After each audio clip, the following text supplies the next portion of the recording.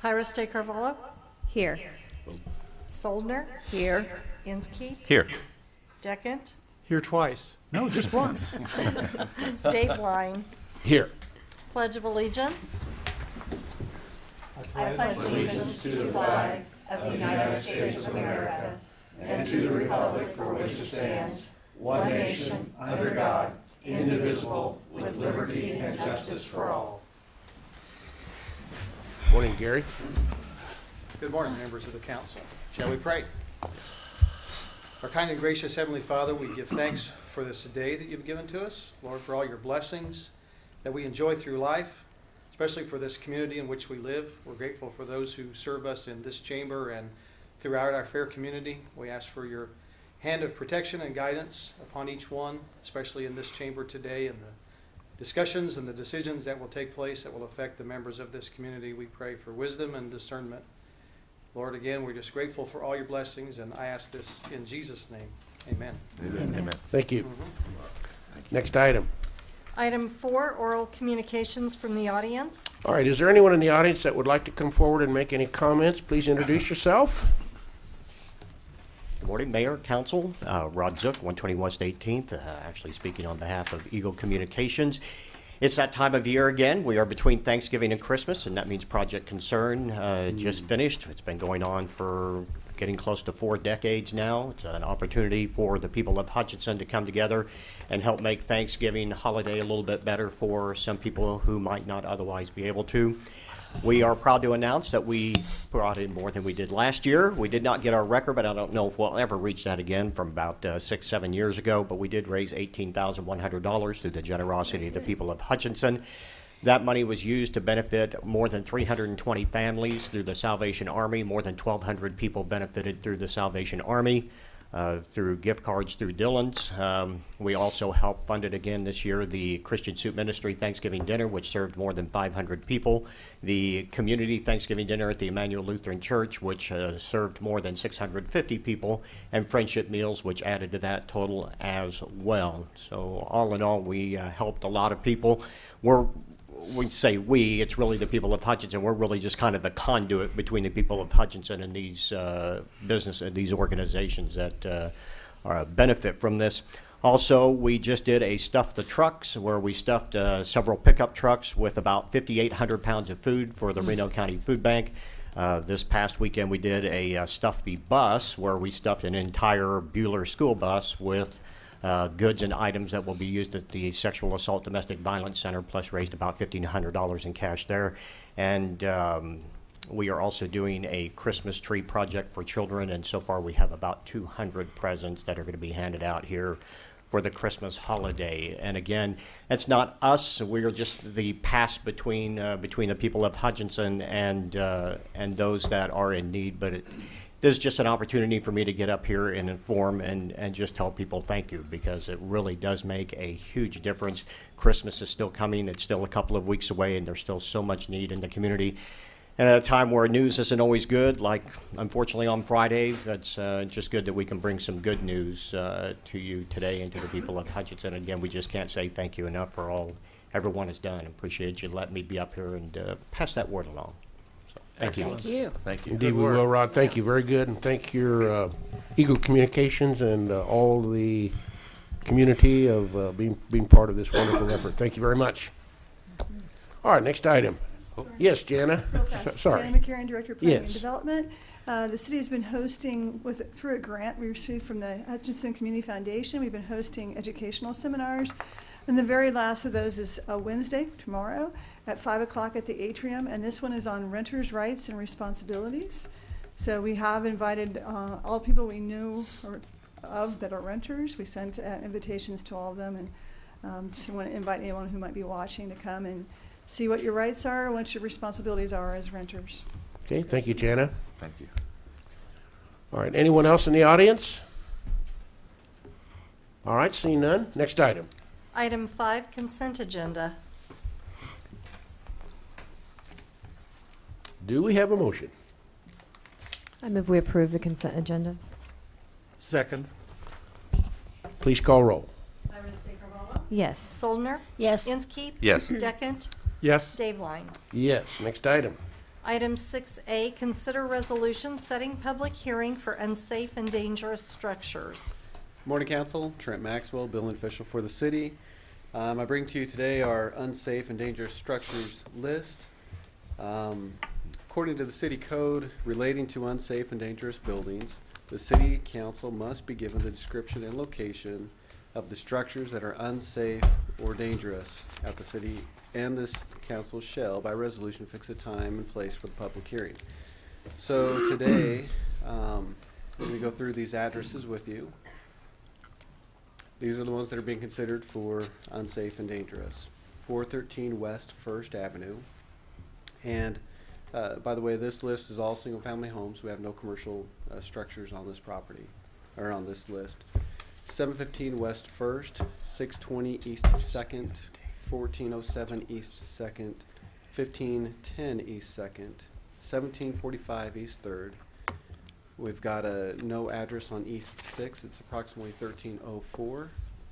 220 West 6th, 324 West 6th, 824 East 7th, 219 West 7th, 1212 East 8th, 1302 East 10th, 106 East Avenue A, 28 East Bigger, 21st or 21 East Carpenter Street, 122 North Chemical, 753 East F, 763 East F, 1210 North Forest, 114 East Osborne, 20 North Pershing, 721 South Popular.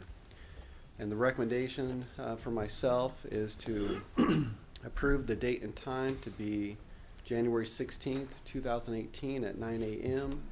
This will get published 2 times consecutively.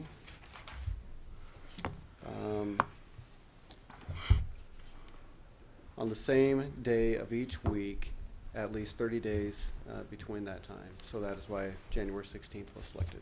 If you have any questions, I'll do my best to answer. Trent, take a minute and review with us, for the benefit of the public as well as ourselves, what the process will be at the public hearing. Okay. At the public hearing, the property owners will have their opportunity to express to you their concerns, their plans, their desires with their property, as well as myself as building official. I will also give to you my reasoning for having them on the list and why I have labeled them to be unsafe and dangerous. It'll be an open communication with the hearing with the property owners, myself, and yourself. And at that time, direction will be given from the council, or a vote will be placed whether or not to go ahead and condemn them, or whatever direction you may have for them. Okay? All right. Thank you for that. Any other questions, council? Just confirming that these are all unoccupied structures, right? Correct. Okay, thank you. Well, there's one, 114 East Osborne, that is occupied. They have not had electricity for 8 years. It's been probably the same amount for water. They don't own the home. We've been working with them to give them as much time as possible to find another place to live. But yeah, they're not the owners. They have no utilities. It's a pretty... Interesting. Oh, wow. Do you know if they're paying rent? No, no, Okay. no, no. I think they might be related to one of the siblings that inherited the home. Gotcha.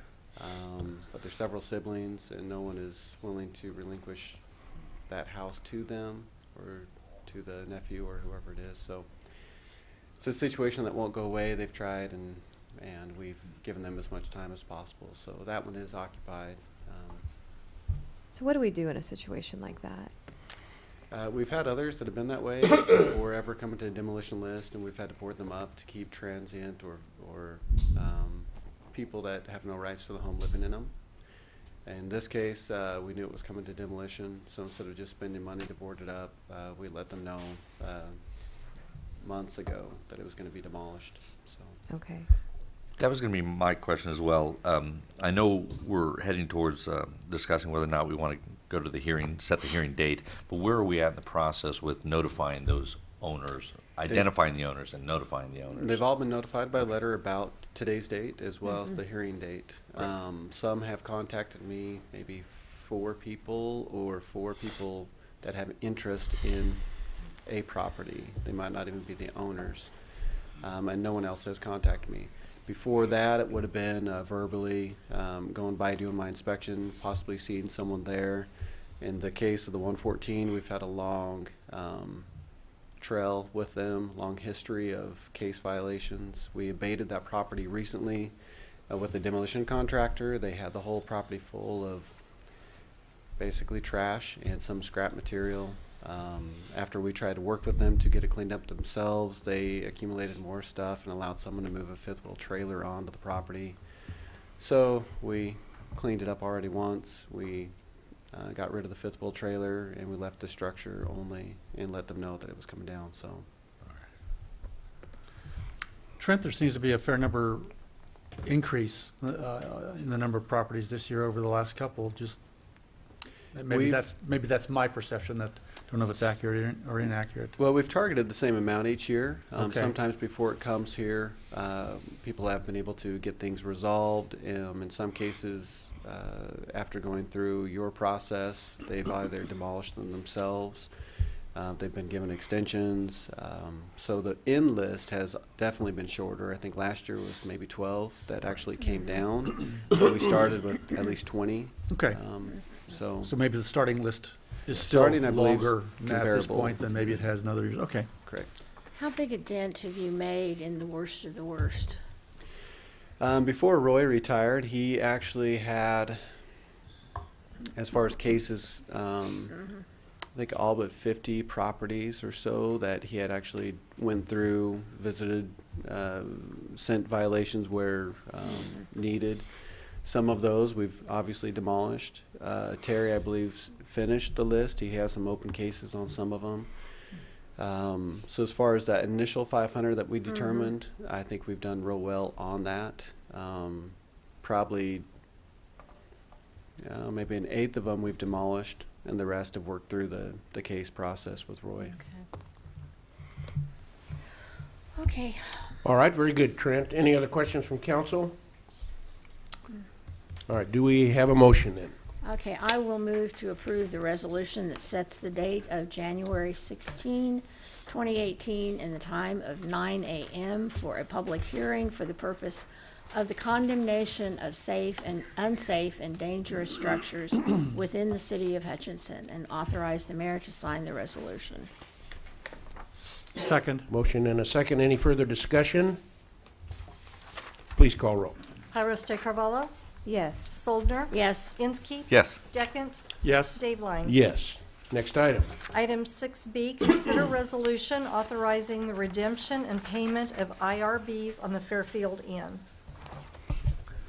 Angela Richard, Director of Finance. In 2010, the city entered into an agreement with Hutchinson Hotel LLC to issue IRBs for the construction of Fairfield Inn. With that, we then leased back the property to Hutchinson Hotel, and Hutchinson Hotel assumes all the liabilities for the IRBs. The resolution before you today is to authorize the redemption or repayment of those bonds, release the lease, and convey the property back to Hutchinson LLC. Their intent is to sell the property. Along with this, they pay in lieu of tax payments instead of tax.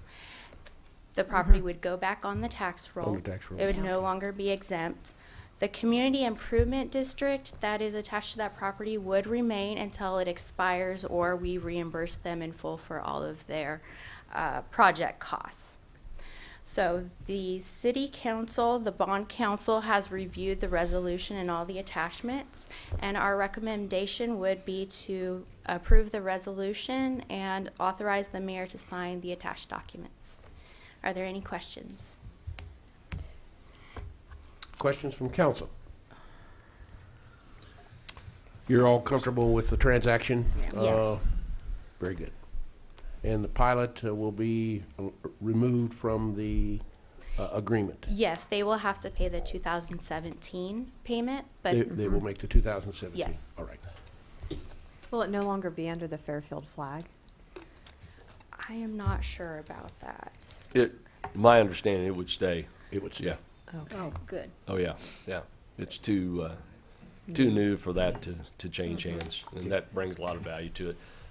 The buyer, I think, might be an owner out of Hayes, but I'm not Okay. vaguely unsure about that, but it would remain Fairfield Inn. Okay, good. Explain a little more, Angela, because I'm not sure I fully understand. The payment in lieu, where did that money go during this time since 2010? Or how was it used? The in lieu of tax, according to the agreement, is phased in. So 1 year it starts at like 20% and then goes 40, 60, 80. Okay. And what we do is we calculate what tax they would have paid and then take that percentage of that, and that is the amount of tax that they're actually then remitting to the county treasurer, and the county treasurer distributes that to the appropriate Okay. taxing authorities. So it's not far from 100% at this point as it is. I believe probably. it's at 60, 60, but I right? would Yeah, have that'd to be check better. for sure. So next year's tax burden to that property would be 100%. Yes, Correct. correct. Okay. Whatever the, yeah. Thank you. Okay, all right. All right, with that, do we have a motion then? I move to approve the resolution of the governing body of the City of Hutchinson, Kansas, authorizing the redemption and payment of its taxable industrial revenue bonds, Series A 2011 and Series B 2011, Fairfield Inn Project, and the sale and conveyance of certain property to Hutchinson Hotel LLC, and authorize the mayor to sign. Second. Motion and a second. Any further discussion? Please call roll. Pyrus de Carvalho, Yes. Soldner, Yes. Inskeep, Yes. Deckent, Yes. Dave Line. Yes, next item. Item 7A, consider approval of purchase agreement for fire truck number 3 replacement. Good morning, Council. Steve Beer, Hutchinson Fire Morning, Chief. Chief. Good morning. Before you, you have approval to purchase agreement for Fire Truck 3 replacement. Looking at this project here, one thing I heard from Council in the 2018 budget process was to think outside the box and present you with different options. Before you have 3 different options. The current way that we've done business in the city here, and 2 other options that include a turn-in lease program. Some of these options have some significant savings in dollars that you've seen in your packet. One of the things that we look at in the fire service here is the operational cost of some of our big equipment, like a ladder truck like number 3 is. Right now, we pulled the records on, we have close to about $100,000 worth of maintenance on that truck so far.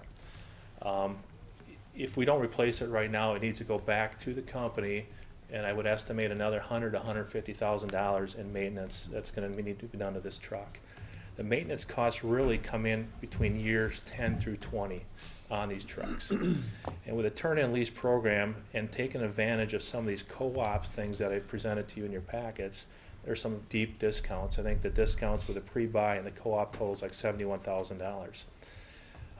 Again, we've never taken advantage of them type of discounts in the past on any of our purchase of our fire apparatus. So again, it's sort of thinking in a different direction a little bit going forward. $71,000 is real money. It's a big number on a vehicle like this. When we look at the turn-in lease option for 10 years, there's still a balloon payment with that. I get that part of it of $300,000 if we wanted to buy it at 10 years. But one thing, it's sort of a wash between the maintenance costs. I really want to stress that because years 0 through 10, a lot of the stuff on a vehicle like that is covered under warranty. And so we're basically down to oil changes and tires and some basic type of maintenance stuff. When we get into years, like I said, 10 through 20, the basket on the existing ladder truck needs to be replaced. The waterway seals tend to leak, and we got to replace that type of stuff. So it drives up big ticket items on these big trucks. And so in the 3 proposals that you see before you, the current payment, it was approved in the CIP. I think it was for $155,000 per year. And under the programs that we have, if we go currently the way we did with the finance department here, with a 3.75% 10-year lease, the payments come out to about $151,000. It drops it down to basically on a 10-year turn-in lease down to $122,000. So it's almost a $30,000 savings per month for a total of a 10-year process of $292,000. from the way we've been doing business in the past. Again, there's a balloon payment. If we feel that truck is phenomenal and we've taken great care of it and stuff like that, that's an option we can look at down the road here. But I wanted to give you 3 different options in this process and just saying, instead of staying status quo. Chief, I want to get into some questioning with you since you're relatively new here, and really kind of a 2-part question, if you would. One, do you believe that we're at an absolute critical path with the proposed new lease program on this 100-foot truck? And number 2, I'd like to get your assessment of exactly how you evaluate the condition of all of our equipment and what the 5-year plan may look like. I know we're not in a budget session, but what the 5-year plan may look like in terms of replacement equipment or annualized lease payments. Can you give us your assessment of Yeah, all that's a of this? number that too, going into next year's budget side. If we go the lease route, is what's an acceptable number for you as council for our trucks? And then I think we can work backwards off that number. Whatever we feel in our budget is that acceptable number, that's where we work off of and bring it backwards, is my opinion. When I look at vehicle replacement here, I look at just in the last month here, the last 3 fires we've had have been on 3-story buildings or higher. The fires were actually on the 3rd stories of each of these buildings. This is a critical piece of equipment in what we do on a daily basis. The lifelong expectancy of a ladder truck like this is 20 years. 20 years. The amount of fires we have in Hutch is high. We run a lot of fires in this town. We run a lot of calls in this town. Most people go to bed at 10 o'clock at night. They wake up at 6 or 7 o'clock in the morning, and they don't have a clue what happened at night in Hutch. And the men and women of the police department, the men and women of the fire department are out there protecting our citizens on a daily basis. Only the big calls make the newspaper. On a daily basis, last weekend we had 3 stove fires or 3 appliance fires. Nothing that made the news. And so them are the type of things that by having a quick response, by having the properly equipment, the toolboxes for us, allow us to do our job safely and effectively. And so when we look at these type of pieces of equipment on a 5-year plan, you talk about our equipment. We purchased a lot of equipment here in the last few years prior to this. One thing that sort of I look at is some of the incentives that we could have been maybe taken advantage of through these co-ops and through these discounts. None of that was taken. I don't have that number of the dollars we could have saved for you, but I know it's well in the 6-digit figure. And I think going forward is that we have to think outside the box and not just be narrow-minded to this is the way we've been doing business and look at different alternatives as we go forward. As far as the equipment maintenance, typically on an engine company, I can tell you typically it's around 12-year replacement cycle and 20-year on a ladder truck. Our equipment runs every day. The miles we put on each year on just the ladder truck alone, we put in just under 10,000 miles a year, road miles. That's city driving. 10,000. You know, it's so significant in this town. And so, again, my job is to present you options, I believe, and give you alternatives and going forward. Right now, if we do nothing, I just want to make this very clear, we are on extension with these companies right now. There's a 3% increase typically on every one, whether you buy a Pierce, any E1 or whatever type. There's typically a 3% increase every year. That effect went into at the end of November. And so if there's a do nothing motion today here, just understand that there will be a 3% increase on the total project of the cost going forward. We are in extension right now with a PNC right now. So as you would evaluate our total equipment investment and so on, are we more toward the purchase side currently, and you're leaning toward a I think this is a good starting point. lease I really do think approach? this is a good approach, and I think we need to take a look. During the next budget cycle again, I want to know what number you're comfortable with in our total program here, because I think that's where we got to work backwards from. And once I know that number, it's going to give me options to take a look at to see what's going to be the best way. But I think right now is that we have never taken any advantage of these prepayment discounts or these cooperatives. These co-ops are big. There's the state of Texas, Oklahoma. I gave you a list of, I was just out at Garden City. Garden City just purchased a $1.4 million ladder truck, and they took advantage of the co-op. I was talking to the chief out there on this type of purchase.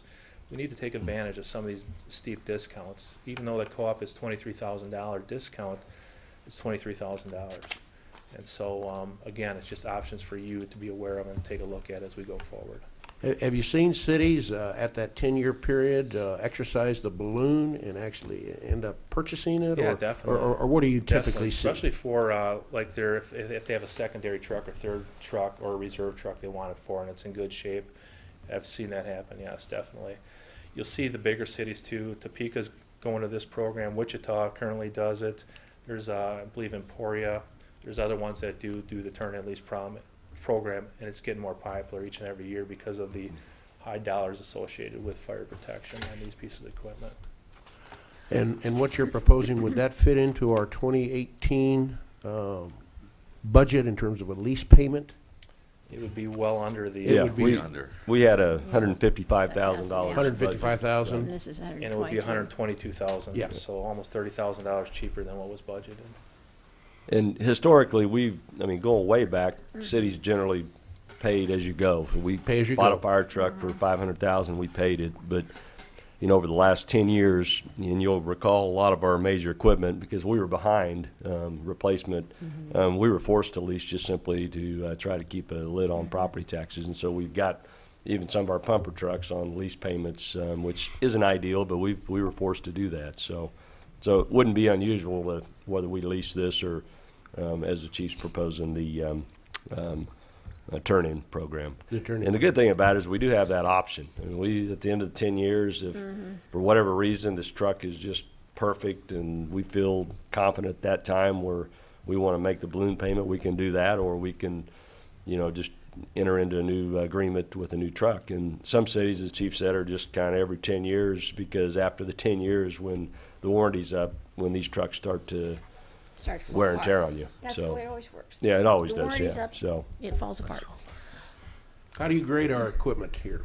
Right now, you Yeah. were behind the times. We're behind the You were times? behind the times prior to me getting here, and you spent a lot of money on upgrading the fleet, and we are sitting at a good status right now. We are changing things around on the brush side of things a little bit due to lessons learned from the Wildland fire. Right now, we are selling one of our 6x6s to, I believe it goes to the county commissioners next week, Tuesday. For District 7 in Reno County is going to purchase that one. The money we take, we're going to purchase a smaller brush truck. We're going to flop our fleet around a little bit, because what we learned during the Wildland fires is that our smaller 1-ton trucks were a little bit more versatile than the big Army 6x6s.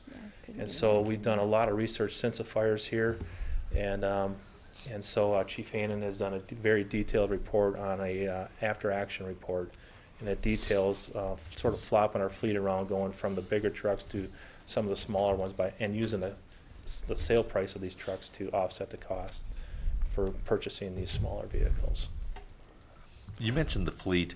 That was one of my questions. How many of these 100-foot ladder trucks do we have within our fleet? Is We it have- just the one? We have one, and we have one out at Station 4 that is a 75-footer. Is that correct on that? That's a straight stick. This is our platform ladder truck that we have. We have one of these in the city at Station 3. It's housed at. And this is the one we're referring to That that is would correct. require That the is- 100,000 in maintenance. Yeah. Right Almost now, if we do immediately. nothing, it's going to have to go up to Pierce right now for, and I'm guessing between $100,000 and $150,000 worth of maintenance on it. It'll probably be gone for 2 months. Do they give loaners? We would have to look at something seriously to You're rent not something here. But Probably not. understand too that the build time on these things, not like going to the car dealership, it takes 10 months. Yeah. And one key point that I want to let you know here too, I think Chief Hannon, and prior to my arrival, is that looking back at some of the numbers here, is that in 2011, we purchased a truck for $564,000 in 2011. Now typically there's a 3% increase on these vehicles.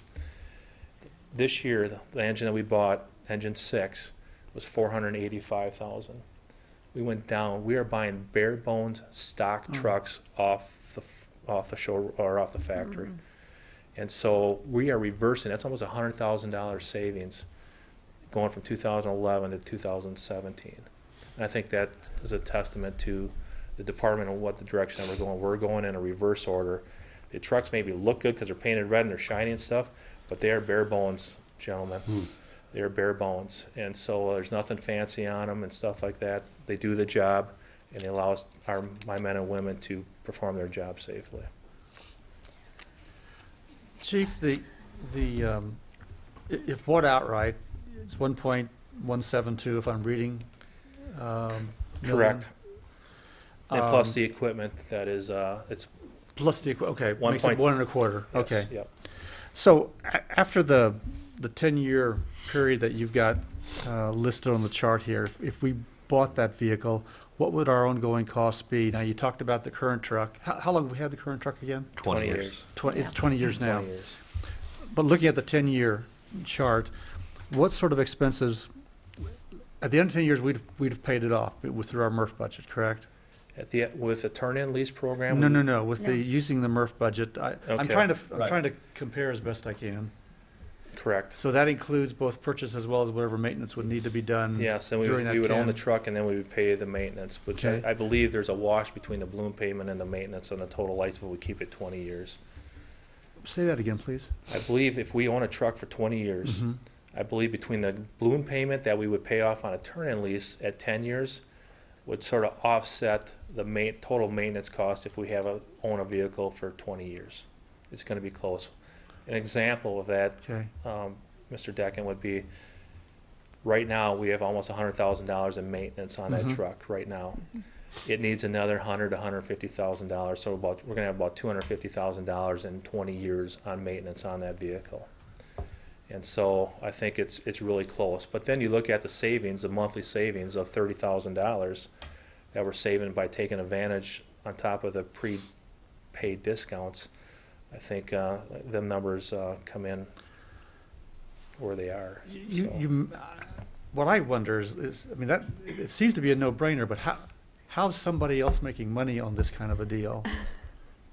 Yeah. Seriously, you know, I mean, if we've been spending, or we would look at spending, if we simply work through the MRF budget, 155 a year, and on a 10-year turn-in, we could do it for 122 a year.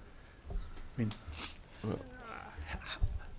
I'm trying to. It seems too good to be true.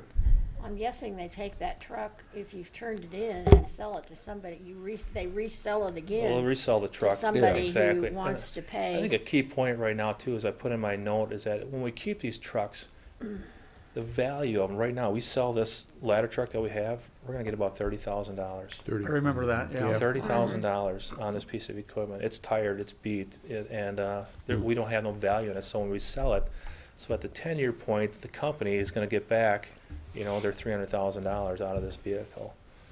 If we don't want to pay the balloon payment on it. And they're going to turn around and Yeah, the company is selling, I mean, if you looked at the turn-in lease plus the buyback, it's about $1.5 million.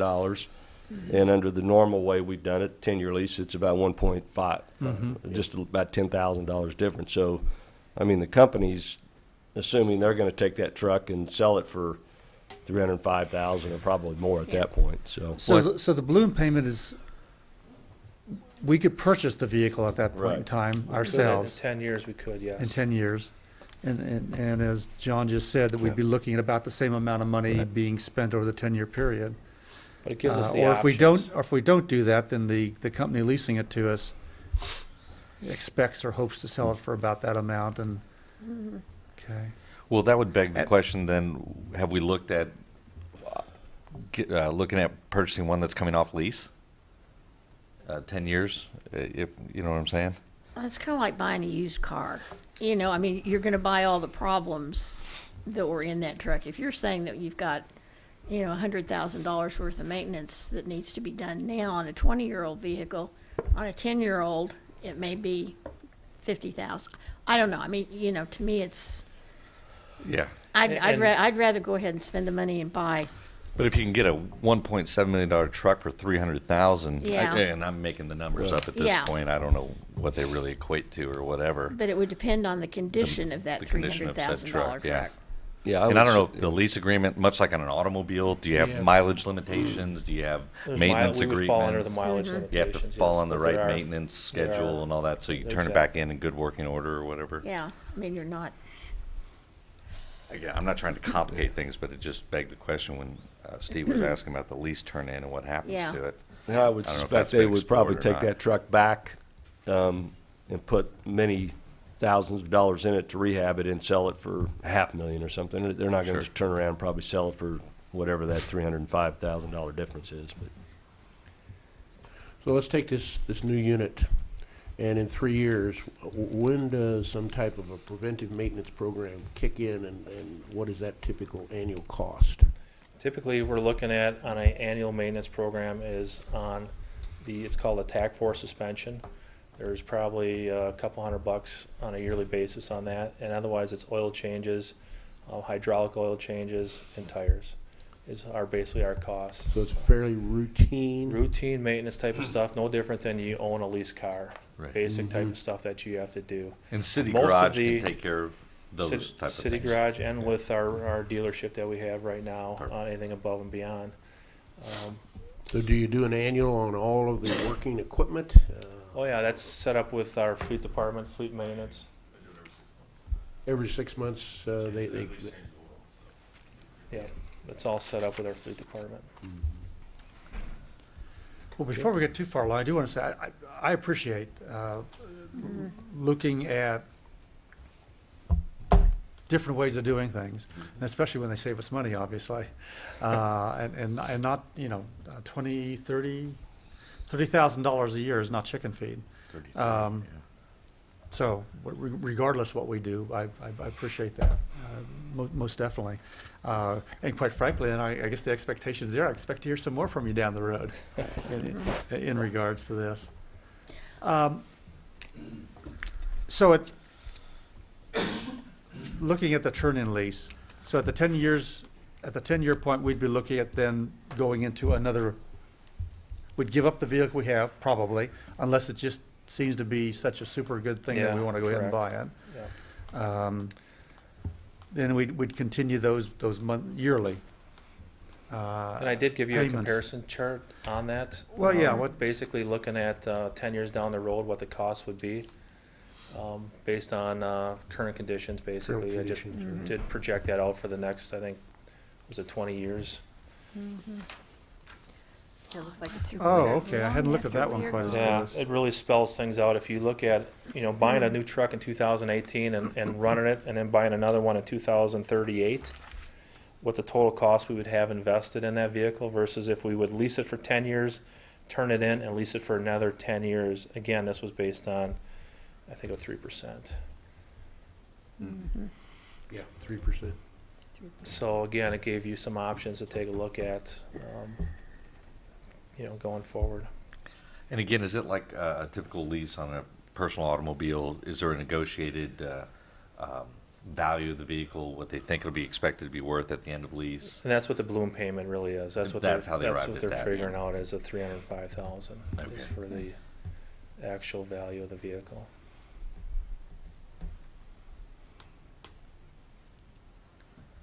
So you're saying, looking at the 20-year chart that you presented us, that the purchase and own, and I assume that includes some maintenance costs. Anyway, after in that 20-year period, replacing it in 20 years would be $3.5 million, versus the lease purchase every 10 years would be 2.8. That's just based on the payments, looking at per year on the payments. Yeah. It doesn't factor again in the maintenance, and it doesn't factor in the Okay. balloon payment. No maintenance at all, either way. Either way, Yeah. correct. Okay. But again, it's just different options outside the box of normal way of doing business. And I think that's important, is that as we go forward, that every single dollar that we spend is scrutinized and spent wisely. And that's what these options presented to you give you. The, let's see, the name of this cooperative, Houston. Galveston Yes. Co-op. I take it it's much more than simply fire equipment, is it not? Oh, everything. You see school systems. I think there was Right. over I saw 100 that. cities and school districts and stuff in Kansas that are part of these co-ops. That's just one of many co-ops. There's other ones that we could be part of. You've had experience with these folks? Fire Rescue One I have, but Houston, same type of thing. Same thing. And so they do all the pre-purchase contract stuff behind the scenes. And what's nice about it, it costs $0 for the city to become a member of this. Yeah. I caught that, or I thought I read that, yeah. So there's no cost to us, it's free, and it's just, we can take advantage of some of these larger discounts. So when we have hundreds of cities buying a ladder truck, this is where we get the discounts from, Right. being part of these co-ops. And again, it's just another tool to, and a discount, a $23,000 discount to take advantage of. Well, I like the idea of a lease agreement, and I keep referencing back to the personal automobile, where they often suggest that you might lease if you want to find yourself in a new vehicle and so on and so forth. But when it comes to safety equipment and the advances that come with that equipment, I think you want to be at the cutting edge. You want to be towards the forefront of it. And so in that respect, I think a lease option maybe makes sense for safety equipment. Our existing ones don't have airbags in. You know, a prime example. Yeah. You know, in this day and age when we run emergency lights and siren, truck 4 just was in an accident here on Plum and Bigger Street less than a month ago. An individual ran a stop sign and ran right into the back of our ladder truck 4. And so, yeah, things do happen. Right. And so safety is key for the men and women. Obviously, we want to make sure that they're doing their job as safely and effectively as possible. Well, I appreciate your efforts to look into these co-op opportunities, and really appreciated the charts too for comparison. I thought that I hear lease and I think, well, there's got to be a catch, but after looking at the charts, it looks like it is in our best financial interest to go this route. So I really appreciate the work you put into the presentation. Not only me and my staff, they've done a lot of work on this whole project. This is a big project when you buy a ladder truck. We had a committee on this whole process here and to make sure we get it right. And my accolades go to my team and my staff. When is the anticipated delivery date?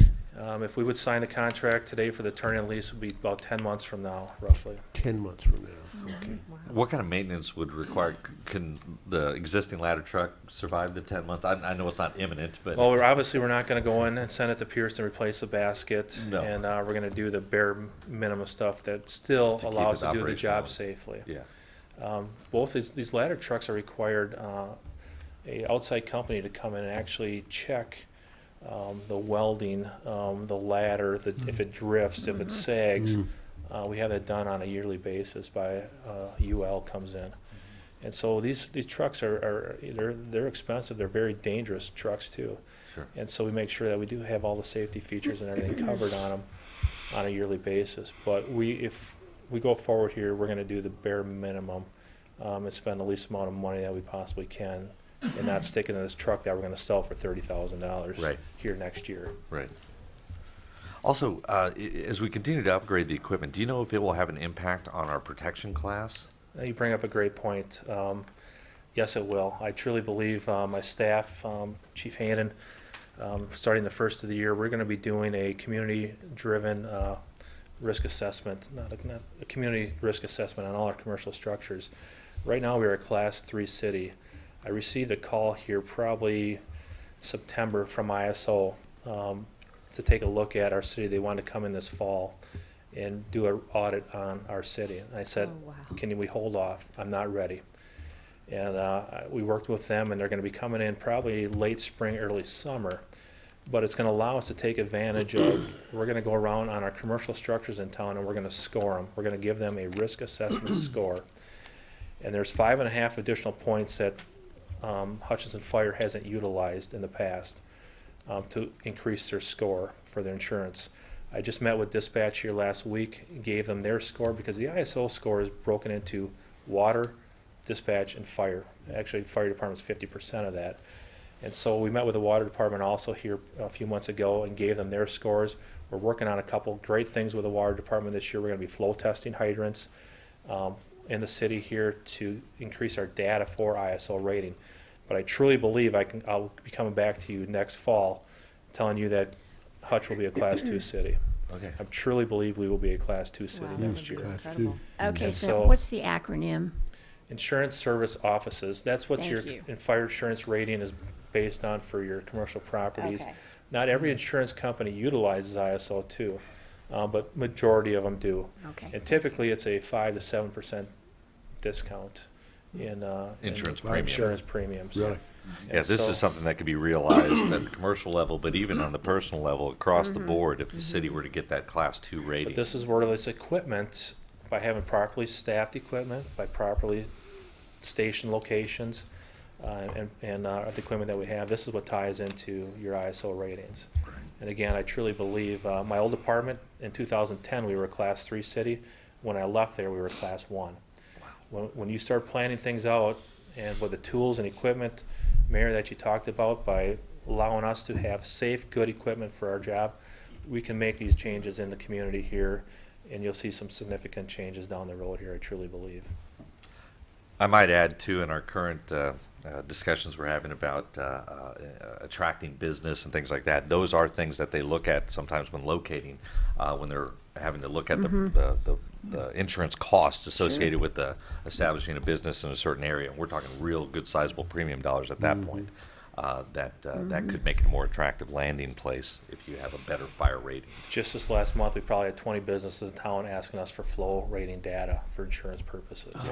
And this is what we can change. And how many levels of rating are there in the ISO? 10. Okay. 10. 10 being the worst. 10 is like, on the stick, there's no water, there's no response. Over 5 miles from a fire station. And a garden hose. Yeah, pretty much. So they pay, actually, we have some businesses in District 2 right now with a bridge out that we can't go over on 43rd Street, I believe it is, that we just can't get to. And they want us to figure out what way can we reduce our insurance premiums by reducing our ISO rating, because they're getting socked with insurances. And with that bridge out, we have to go around, which makes it over 5 miles to get there. And so it's a key thing for when a business, you're exactly right. You want to draw a business in, one of the first things they look at is their ISO rating for their community and what type of protection they have. Well, Chief, as an observation, I would just say to your credit, it just seems to me, since you have been here, that the visibility of our fire department is much higher. I mean, I read more about the fire department and your involvement throughout the community, and I hope you will continue to do that, because I think it's such a critical part of our basic services. But to keep you in the forefront, I think is very, very important, and all of our good firemen and women. Thank you. I'll send that back to the men and women. They do. The doors are open at HFD. I say that. You'll see our people all over the community involved at different things, and it's great to be part of that. Based on what I'm hearing, I would be willing to propose a motion to approve a 10-year turn-in lease program with PNC for a new ladder platform and authorize the mayor to sign all related documents. Second. Motion and a second. Any further discussion or comments? Please call roll. Tyros Carvalho? Yes. Soldner? Yes. Inskeep? Yes. Deckett? Yes. Dave Line. Yes. Thank you, Chief. Thank you, Chief. All right, next item, Linda. Item 7B, consider approval of addendum number 2 to engineering contract with BG Consultants. Good morning, Mayor and City Council. Hi, Jeff. This Hi, is Jeff. Jeff Peterson with the Engineering Department for the city, and I'm bringing for your consideration addendum 2 to the engineering service agreement with BG Consultants for the sanitary sewer collection system improvements. This is the project that was bid in October about point repairs and lining sewers throughout the community. It's for limited construction observation services and use of some of their expertise during the project. The city is going to do the majority of the inspection for this project, but there might be times when we're short or we need some expertise on a certain location or things like that, we felt it was good to have the option to have BG Consultants come in and assist us with this project as we go forward. So the costs associated with this addendum will be paid through the engineering department by the professional services line item in the department.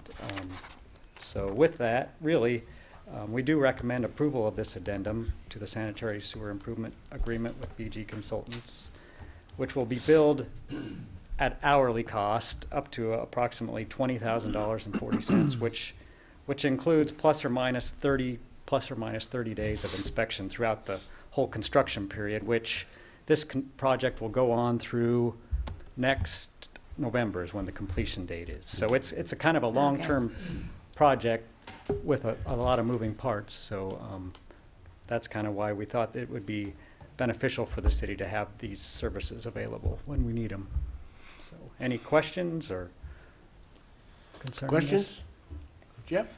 Jeff, was this not anticipated in the original Well, not putting necessarily. together of this? or- It wasn't, but we didn't really want to include it in the original agreement, only for the fact we didn't know how much we may or may not need at the time. So this kind of gets it down to where it's a more finite number. It would have been a little more probably open-ended at the time when we Well, did the and you're original agreement. And the original agreement was signed in 2015, a couple Okay. years ago, so. And there's still no guarantee that you're going to use $20,000 No, worth of stuff. there isn't. It and could that, be less. It's more of an on-call basis Okay, as we need it, so. okay. And this is coming out of what It's actually line item? Professional services. Professional services in the engineering department's budget at this point, so. And if not used for this, how might that 20,000 be used, or would it not be used then? Well, it wouldn't be used, but the engineering department has a line item in our budget, so if we need a specialist to go look at something that we have a problem with, we use that throughout the year when we need it. And it's just in case there's an engineering type situation that we need looked at, so maybe for a traffic study or some other types of things, so. Help my memory. Did this project come right at projected cost, or under or over in terms of the bidding? It was less than the engineer's estimate, but we did take options in that project. It was $1,458,000 plus or minus for the actual project cost for this one. So that's our initial jump into more of this type of projects going forward. Future projects won't probably be this large. So it's just kind of getting us up to speed on what we need to do as we go through these projects. So even with the options, we stayed at or below what we projected for the project? That is correct.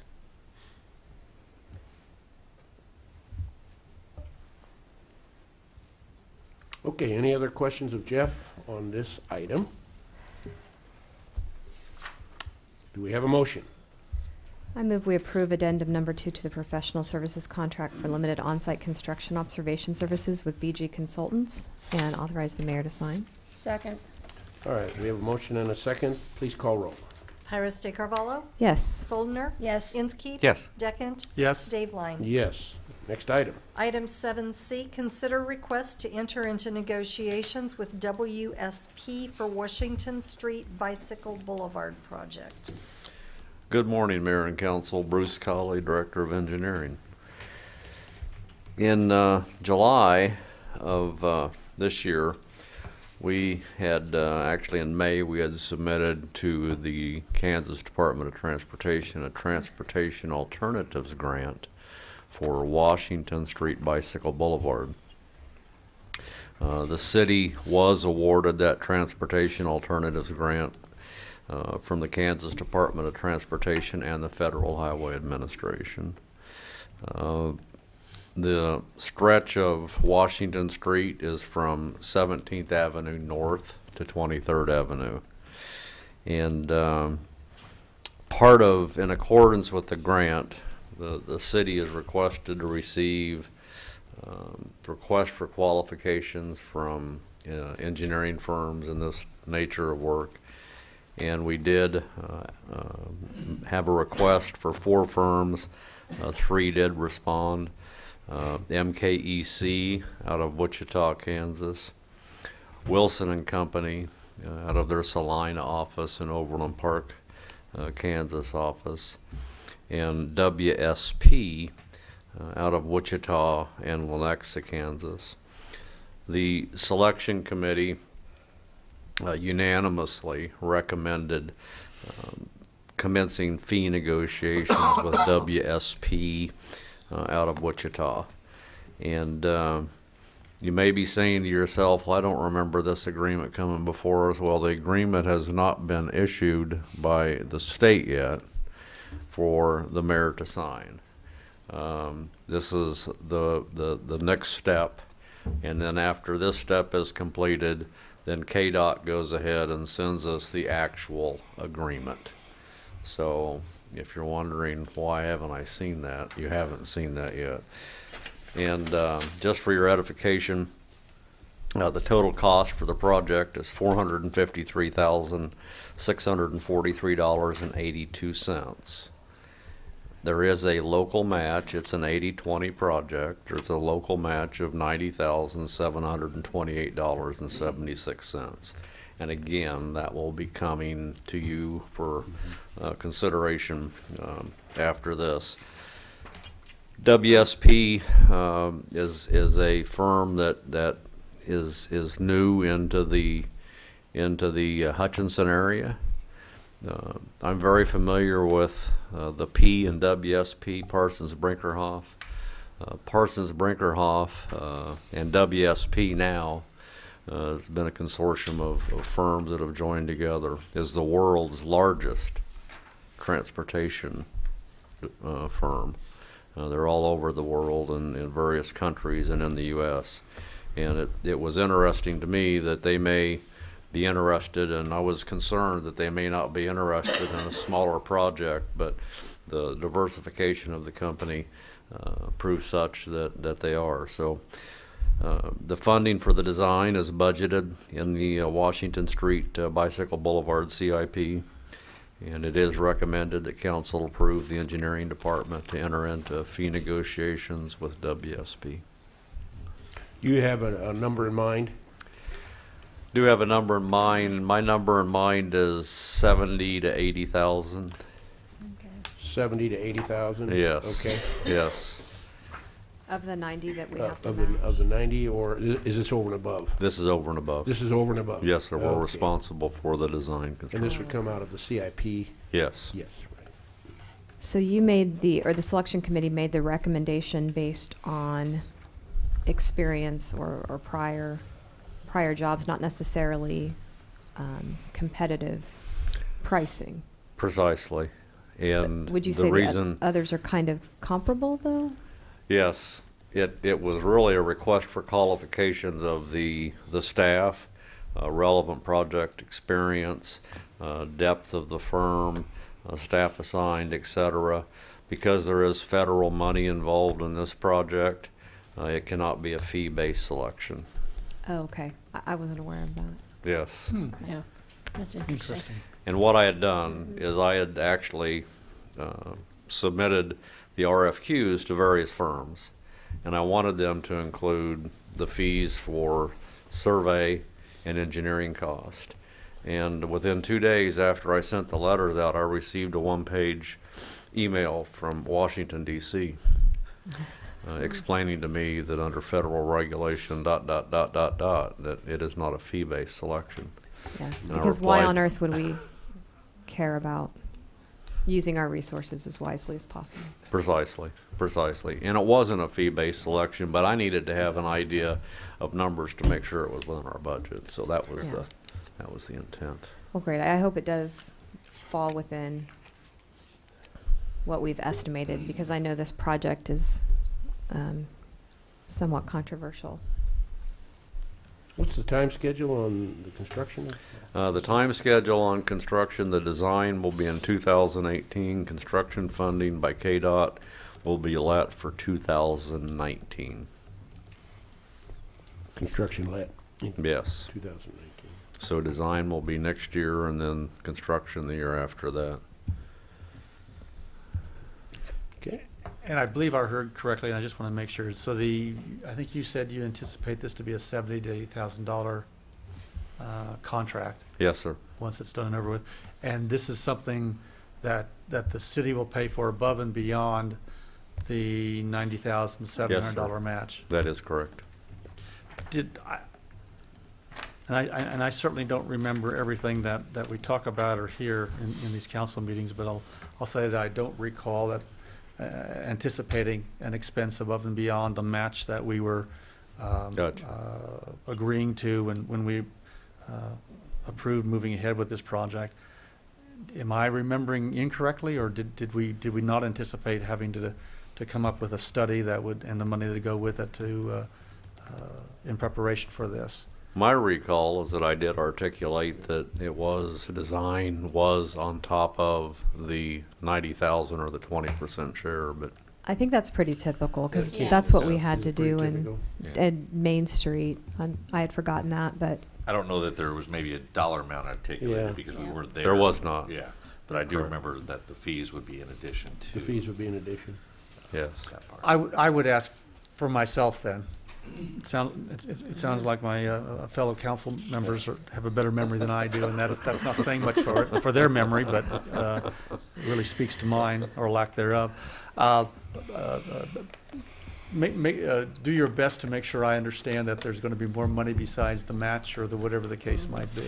Commissioner, I certainly will. Just ask that as a Yes, sir, I request will. for my, I think design has always been over and above, and it probably is. you know, so. I think it's only apropos, Dave. Well, yeah, Dave. You've got it. Yeah, since you're the bicycle person. Well, and I do appreciate that. With no further discussion, then it sounds like I would move that we approve the engineering department entering into fee negotiations with WSP with regard to the Washington Street Bicycle Boulevard project. Second. All right, we have a motion and a second. Any further discussion? Seeing none, please call roll, Linda. Iris De Carvalho? Yes. Soldner? Yes. Inskeep? Yes. Deckent? I don't know. I got to think about this one, Dave. Yes. Dave Line. Yes. Items- And next item. Item 7D, consider approval of agreement with Infrastructure Management Systems for pavement analysis services. And council again, Bruce Colley, Director of Engineering. IMS Infrastructure Management Services is based out of Arizona. And a little bit of background, what that consultant does is they collect pavement condition data using a vehicle that travels along the roadway with the motoring public. And it's almost a Star Wars type vehicle, if you will. The vehicle is equipped with GPS, which is ground penetrating systems similar to ground penetrating radar. High quality video cameras to where they're taking pictures all the time. Lasers and other technology to measure roughness, rutting, texture of the roadway, rideability, cracking, and even can detect other distresses within the pavement section and below the pavement section in the aggregate base. IMS completed a citywide pavement analysis back in March of 2012, and that pavement analysis was essentially the starting point for the city's pavement maintenance program or management program, to where we've selected our streets.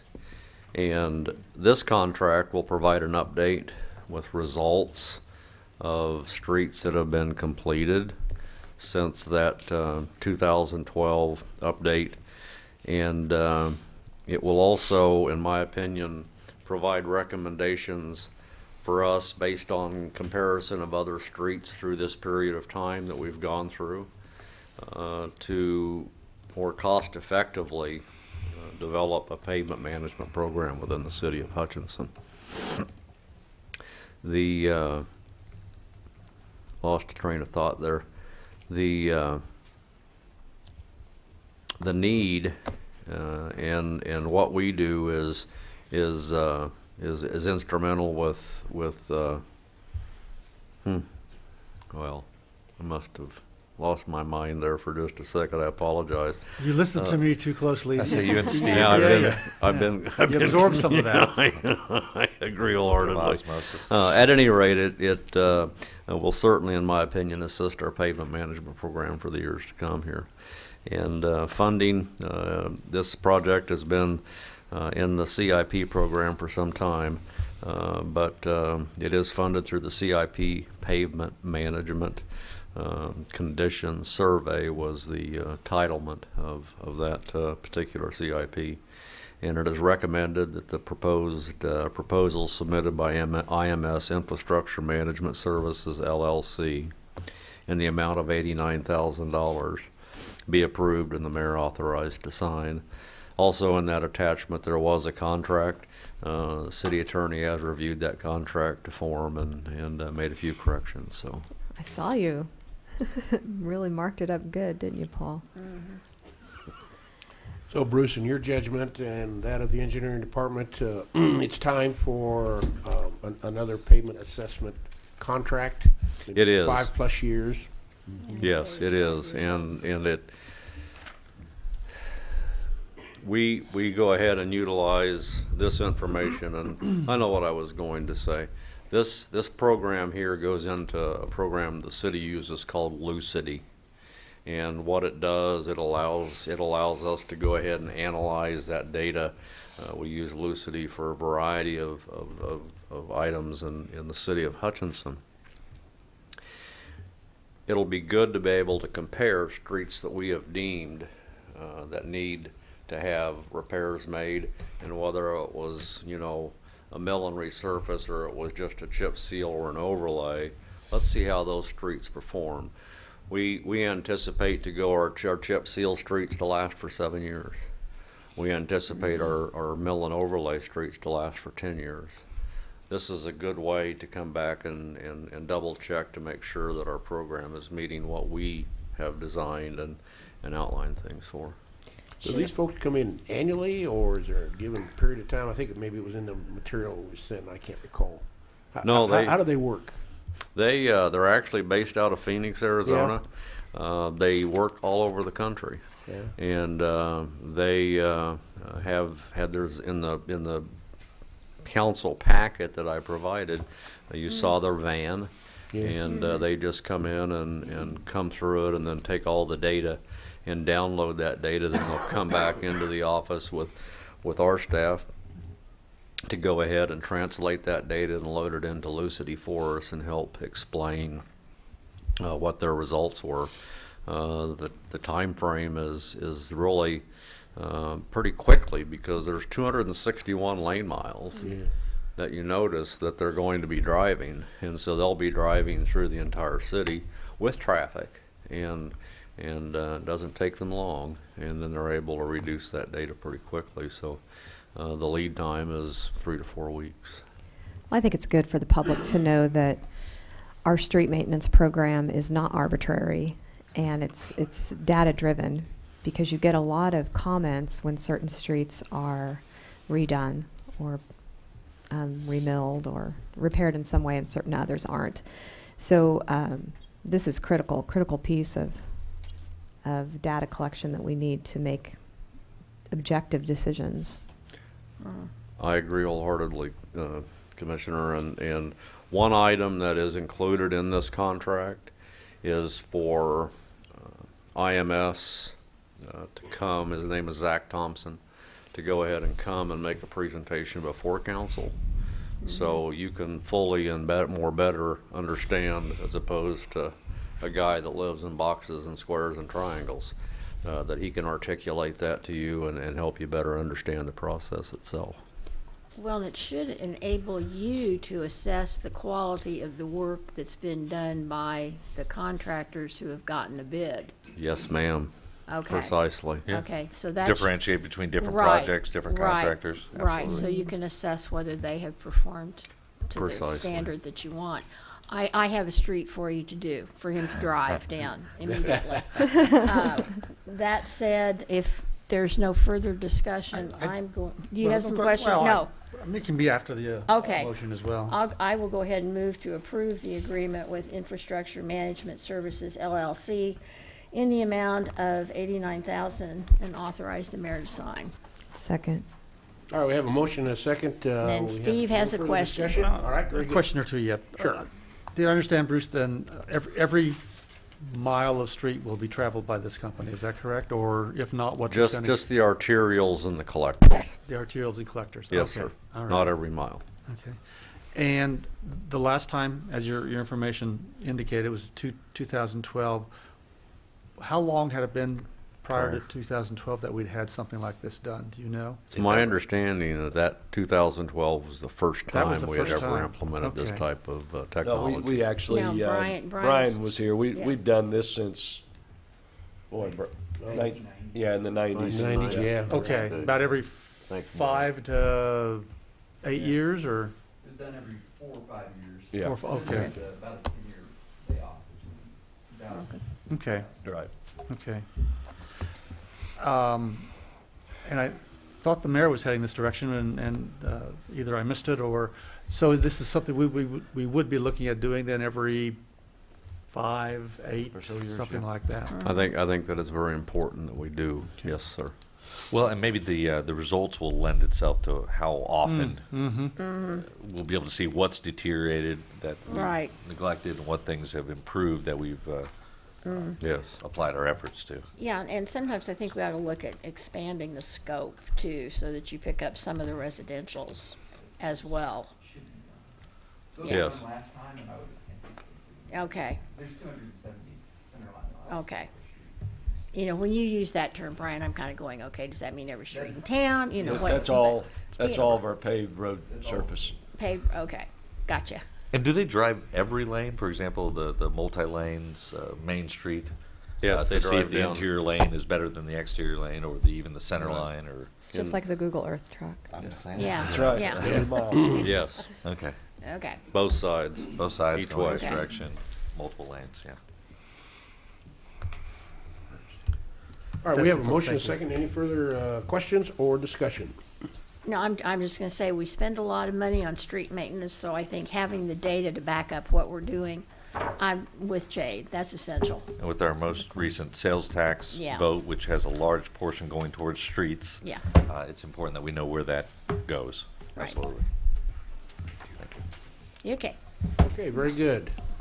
Let's call roll, Linda. Pyros de Carvalho? Yes. Soldner? Yes. Inskeep? Yes. Deckent? Yes. Dateline? Yes. Next item. Item 8, report of city officials. Nancy, you have anything this morning? Nope. Okay, Steve? No, thank you. Dave? I had something that escapes me, so no. Really? There's something in the water today? Something apparently And Steve. Jade, how about you? I don't have anything, thank you. And I don't have anything. John, do you have anything? Just a couple things. First of all, December 12th, next Tuesday, 8 o'clock a.m., a study session. We're going to talk about. Can we move that up to 7:30? Go away. So that, again, we'll have an agenda sent out later this Yeah. week with information. And then, looking at our first meeting in January, normally would be scheduled that January the 2nd, and we're maybe looking at proposing to move our first meeting in January to January the 8th, which, as you know, under the new election laws, that's when our newly electeds would be officially sworn in. We would do our changing of the guard at that point in time, and otherwise, we'd end up with, moving that on down. But, typically that first Monday or Tuesday after the holiday's a tough meeting day. So by charter, we're set The to have 2 9th or meetings a the month. So, pardon? The 9th or the 8th? 8th, So the We're gonna- Monday? That's a Monday. right. Yes. Okay. That's when, Because that's, that's we when the law expire. said, that's when you expire. Yeah, We yeah. don't want to go We 24 were hours without. tracking really slow, weren't we, John? If we have you Yeah. guys out of commission for 24 hours, what could happen? So- Yeah, free reign. Very little. Yeah. Okay. So, So it's really just a technicality, and we're looking at, again, it'll be our regular meeting, and we would set it for January the 8th at the 9 a.m. time. Okay. And Gotcha. that will be the day that we'll have changing of the guard, if you will. Okay. So, All right. and Mayor Dave Line is looking forward to that He's day, I been think. counting Oh, I down, think- he's I got a think we need calendar to with a bunch keep of him there. X's. Oh, Mr. Mayor, I do remember what I was going to mention. Too late. Too late. Have we gavelled the We don't meeting? have a gavel. There's no gavel. I'm sorry, we do have Uh-oh. we're supposed to have a conditional use permit considered that day. Would you want me to contact the applicant and see if they are okay with waiting till the 9th? It's the Salt Hawk, it's the Don Michael Field lighting conditional use permit. You're talking about, it's currently scheduled for the 2nd? No, I'm wrong on that. It would be the Salt Hawk lighting one would be the 2nd, yeah. So that's done by, set, I'm trying to think if we can even do Yeah. that. Yeah. I mean, the timeline is spelled out in our ordinance. I could contact them and see if they'd be willing to change that. You could have a whole nother meeting between now and January 2nd to where you could change your date. Change the Yeah, well, date. Yeah. I don't want to, I didn't realize we had that, so. Yeah, I'm sorry, I didn't realize you were going to bring And we this up. couldn't move that up because it hasn't been heard by the planning commission yet? It has not been Right. heard. It'll be Oh, okay. heard The 19th. tonight. Tonight. Well, Well, one's we do tonight, Janet? one's the 19th, yeah. Oh, So if you hear that tonight at Planning Commission, is there a set number of days after the Planning Commission it has to come before the City Council? 2 weeks. 2 weeks, Well, their next scheduled meeting, yeah. yeah. So we might be fine, so we'll figure that out. Okay. But, so Yeah, couldn't we technically, I guess squeeze we that haven't in on the officially moved the 19th? meetings yet, we'll notify you. okay. Yeah, But we're looking at the 8th. We're looking at At the the 8th. 8th. Yeah, Okay. potentially if we can figure this one out. Well, if And I it's know too- you'll figure that out, Jana. You know what I mean. All right. I had a nice discussion with a gentleman while I was giving blood the other day, and he said that there is currently hiring going on at, I believe it's pronounced Takako Industries, and I know with in light of some recent additional closing and things like that, he said that there was 20 good-paying positions. So anybody who happens to be listening, I might encourage them to go look at Takako as a place for employment. That's all. Thank you. Skill set. John, did you have anything else? That's all I had, That Mayor. was it? Thank you. All right, I think we are ready for a motion to adjourn. So moved. Motion and a second? Second. Second. Please call roll. Iris De Carvalho, Yes. Soldner, Yes. Inskeep, Yes. Deckent, Yes. Dave Line. Yes. Thank you very much. Thank you.